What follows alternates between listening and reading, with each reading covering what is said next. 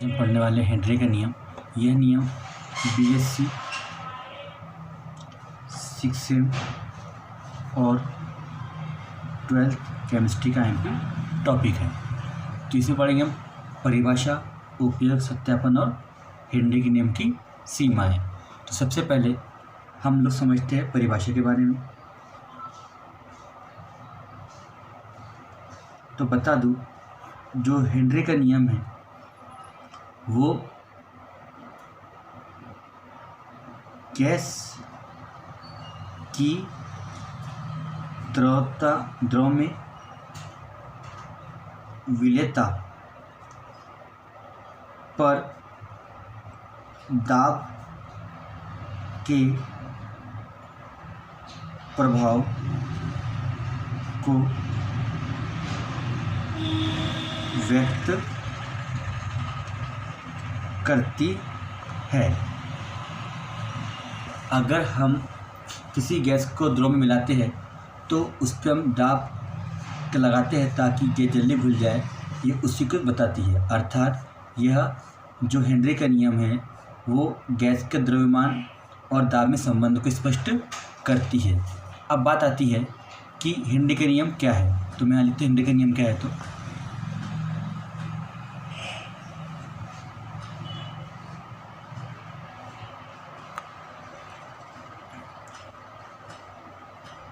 किसी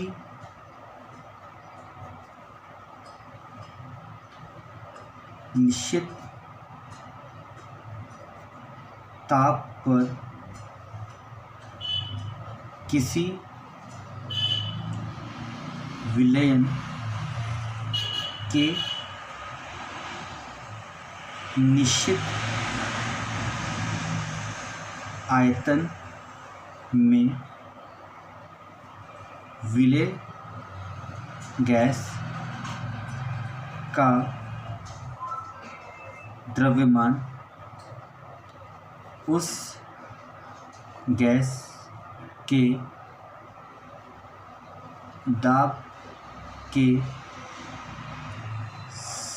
समानुपाती होता है। ये क्या हो गया अपना हेनरी का नियम। क्या नियम है? किसी निश्चित ताप पर किसी विलायक के निश्चित आयतन में विलेय गैस का द्रव्यमान उस गैस के दाब के समानुपाती होता है। यदि विलेय गैस का द्रव्यमान m हो, क्या हो? m हो, और दाब क्या हो? p हो, तो क्या होगा? ये संबंध आ जाएगा। इसको सॉल्व करेंगे हम तो क्या आ जाएगा? m बराबर Kp, अर्थात m/p बराबर KH। तो KH का हेनरी नियतांक है। KH का यहाँ पर हेनरी नियतांक है। तो आप देख लीजिए हम लोगों ने यहाँ क्या किए हैं, इसको यहाँ पर उसका सॉल्यूशन लाया है। तो कैसा आया है? किसी निश्चित ताप पर किसी विलायक के निश्चित आयतन में विलेय गैस का द्रव्यमान उस गैस के दाब के क्या होता है? समानुपाती होता है। m क्या विलेय गैस का द्रव्यमान है और ये गैस का दाब है। m बराबर Kp, m/p बराबर KH। KH क्या है? हेनरी नियतांक है। इस तरह हमारे यहाँ परिभाषा ही समझ में आगे होंगी। जैसे जैसे हम दाब बढ़ाएंगे वैसे वैसे विलेय गैस की विलेयता भी बढ़ती है। नंबर 2, उपयोगिता की। इसकी उपयोगिता क्या है? नंबर 1 है कोल्ड ड्रिंक्स में कैसा होता है आप देखिए। हम लोग एक कोल्ड ड्रिंक बॉटल लेते हैं। अब उस कोल्ड ड्रिंक में क्या होता है? लिक्विड सॉल्यूशन होता है अलग अलग फ्लेवर का, और उसमें क्या होता है? CO2 गैस को भरे जाता है। जो CO2 गैस है वो एक चिलिंग गैस है। जब हम CO2 गैस को भरते हैं तो दाब अधिक लगाना पड़ता है। अर्थात जैसे हम दाब बढ़ाएंगे वैसे ही CO2 गैस की लिक्विड में या द्रव में विलेयता क्या हो जाएंगी? बढ़ जाएंगी। अर्थात जो बंद कोल्ड ड्रिंक की बोतल होती है उसमें विलेय गैस अधिक होती है। यदि हम कोल्ड ड्रिंक की बोतल को खोल ले तो उसमें विलेय गैस बाहर निकल जाएंगी। अर्थात हम कह सकते हैं कि जब हम दाब बढ़ाते हैं तो CO2 गैस की विलेयता भी उस कोल्ड ड्रिंक की बोतल में बढ़ जाती है और उसको बॉटल के ढक्कन को खोलने पर या बॉटल को ओपन करने पर CO2 गैस बाहर निकल जाती है, क्योंकि दाब कम हो जाता है। दाब कम होता है क्योंकि द्रव्यमान भी कम हो जाता है। अर्थात इससे स्पष्ट होता है कि अधिक दाब पर ही CO2 को कोल्ड ड्रिंक की बोतल में भरा जाता है। दूसरा पॉइंट आता है हमारा कि जो गोताखोर होते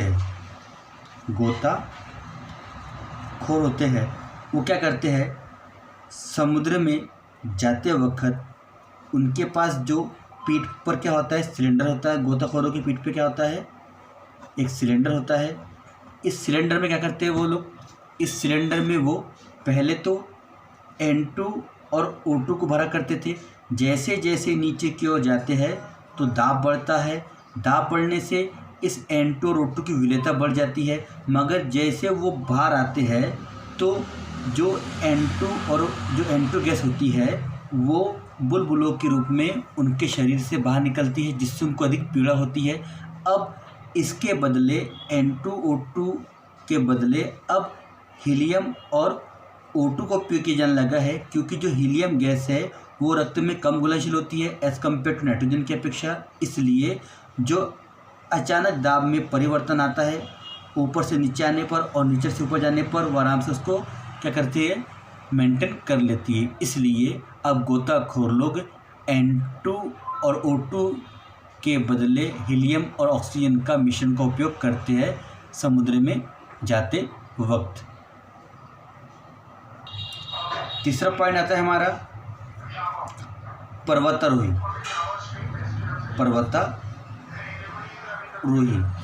जो पर्वतारोही होते हैं वो क्या करते हैं कि जब वो किसी ऊंची चोटी पे जाते हैं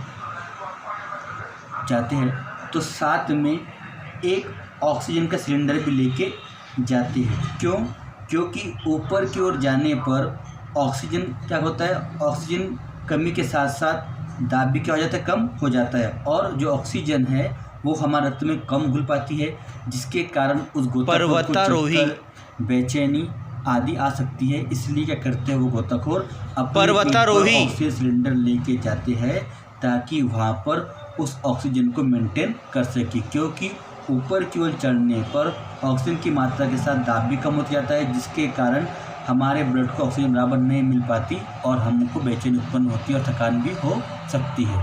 इस प्रकार ये जो तीनों पॉइंट है वो हेनरी के नियम पर को शो करते हैं।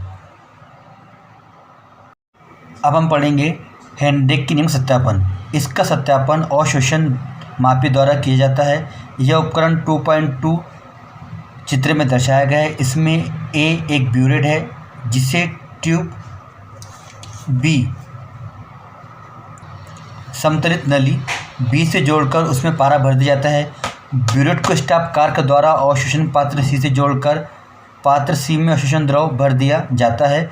तो बता दूं मैं, ये जो नली है इसके ये जो B है इसके द्वारा हम लोग दाब को मेंटेन करते हैं, और जो ये A ब्यूरेट है इसमें हम उस गैस को भरते हैं जिसकी हमें मात्रा ज्ञात करना है। और ये है जो C द्रव है, इसके अंदर अवशोषण द्रव भरा होता है जो इस गैस को अवशोषित कर लेता है।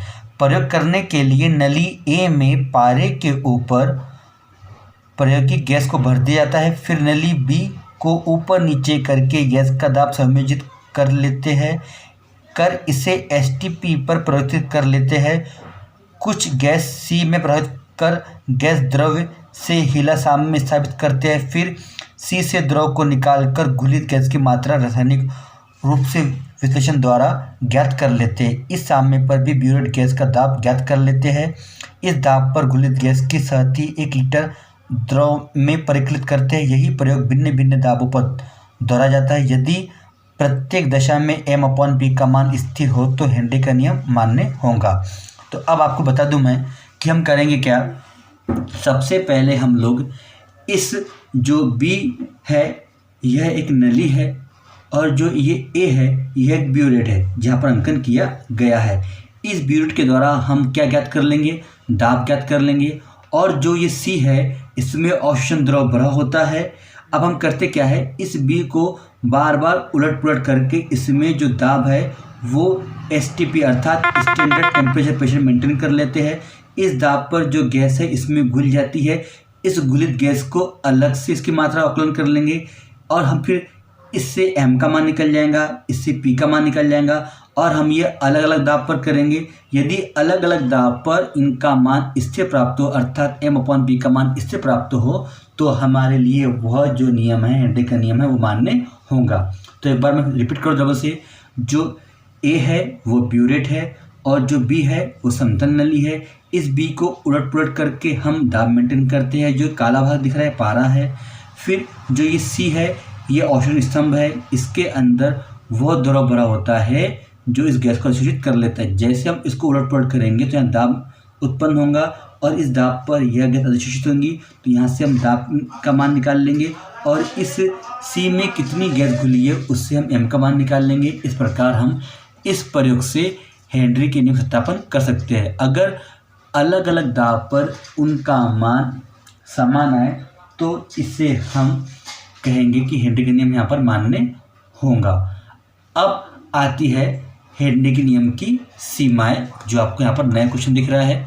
हमको सीमाएं पढ़ना है।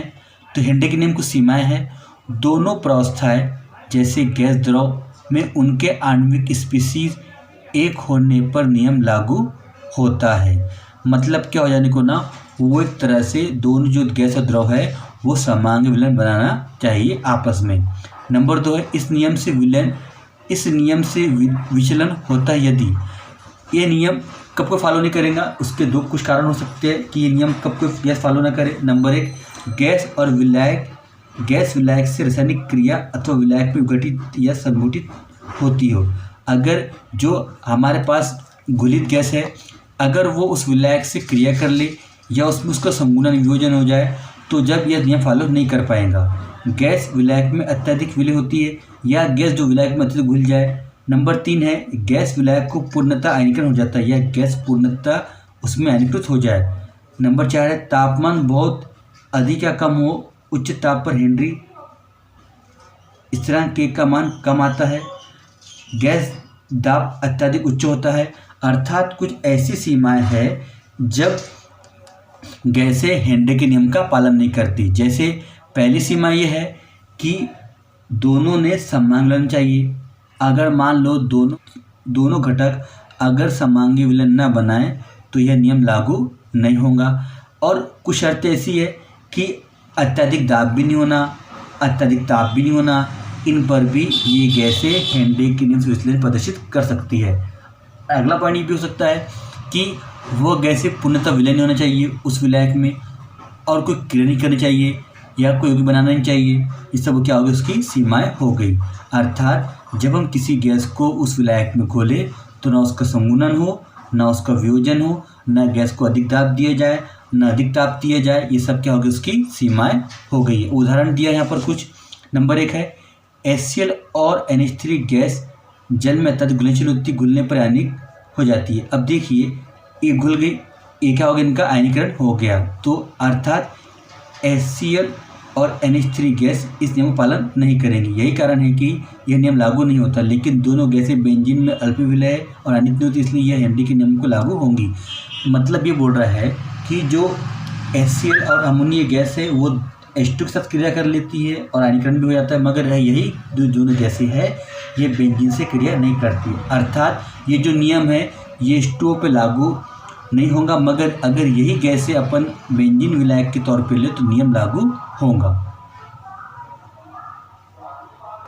अगला पॉइंट है CO2 गैस वायु दाब और कमरे के ताप पर हेनरी का नियम पालन करती है, किंतु उच्च दाब 10 से 1000 वायुमंडल दाब तथा 0 से 60 पर हेनरी के नियम का पालन नहीं करती। तो ये भी कंडीशन CO2 गैस के लिए। अगर CO2 गैस को हम किसी द्रव में घोलते हैं तो ध्यान रखें जब हमारा कमरे का ताप चाहिए और एक ताप चाहिए। अगर हमने दाब को बढ़ा दिया, अत्यधिक उच्च कर दे तो यह क्या करेंगी, हेनरी के नियम का पालन नहीं करेंगी। तो CO2 गैस कुछ कंडीशन के अनुसार हेनरी के नियम का पालन करती है। तो हमने आज क्या पढ़ लिए, हमने आज यहाँ पढ़ लिए हेनरी के नियम की परिभाषा, उसका उपयोग, उसका सत्यापन। हेनरी के नियम की परिभाषा इस तरह कि किसी निश्चित ताप पर किसी विलायक के निश्चित आयतन में विलय गैस का द्रव्यमान उस गैस के दाब के समानुपाती होता है। यह हेनरी की परिभाषा थी। उसके हमने 3 उपयोग पढ़े, सत्यापन भी देख लिया और सीमाएं भी देख ली। सीमाएं में आपको बात समझ में आ गई होंगी कि जो गैसें हैं वो अत्यधिक विलय नहीं होना चाहिए और उस गैस ने विलायक से क्रिया नहीं करना चाहिए। अगर गैस को हम किसी विलायक में घोलें तो उसका आयनीकरण नहीं करना चाहिए। ये सब उसकी सीमाएँ हो गई है। इस प्रकार हमारा टॉपिक खत्म होता है।